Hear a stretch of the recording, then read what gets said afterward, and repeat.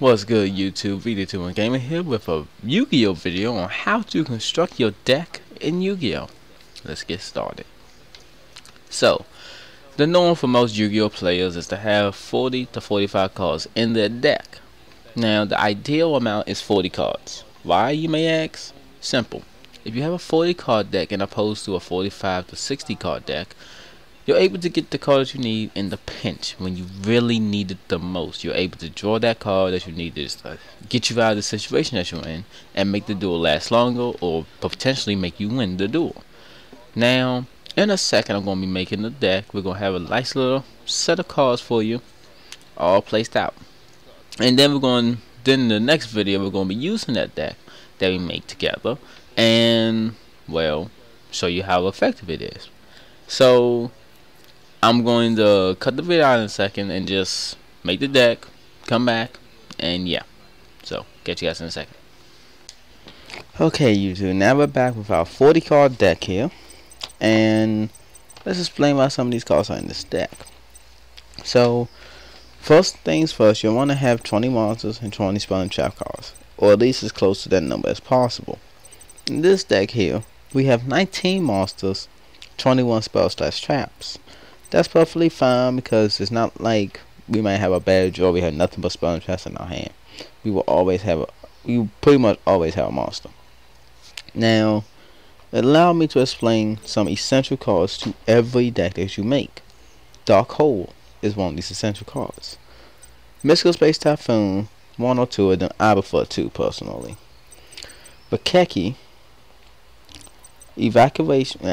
Snatch Steal, Evacuation Compulsory Device, that card, so eager to say that one, and Torrential Tribute.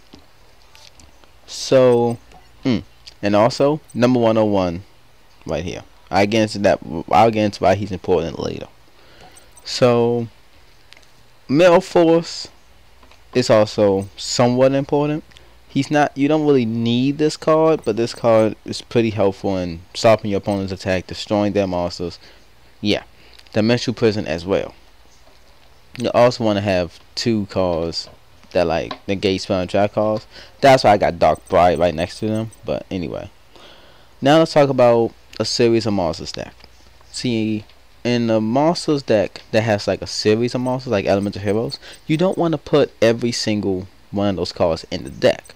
It will not make the deck strong. You want to pick and choose the ones that will help make the deck stronger. That the best cards out of the deck, basically. So, now let's talk about these XYZ monsters. Why they're here. Obviously not Elemental Hero monsters. So why they're here? First, let me talk about my rank 8 monster there. Why he's there, because these fusion monsters here, as you can tell, they're all level 8. Minus Kaya here, he's level 6. But they're all level 8. So if I have two of those monsters on the field at once, I can summon him with ease. He's more of a panic move, because if you can't beat them monster, you don't have no other option. This is one of your more panic type moves. Number 101 is here because reason why he's essential, because it's so easy to have two level 4 monsters on the field at once. You get two level 4 monsters on the field, you can summon him, and you can take one of your opponent's spell summon monsters, put on this card, and then you're free to go. Now, next video I'm going to be showing you guys how effective this deck is, and that I'm not a noob. And we're just going to be dueling against Immortal Beast, hopefully, and you all will see how amazingly this deck pulls off. Thanks for watching. See you guys later.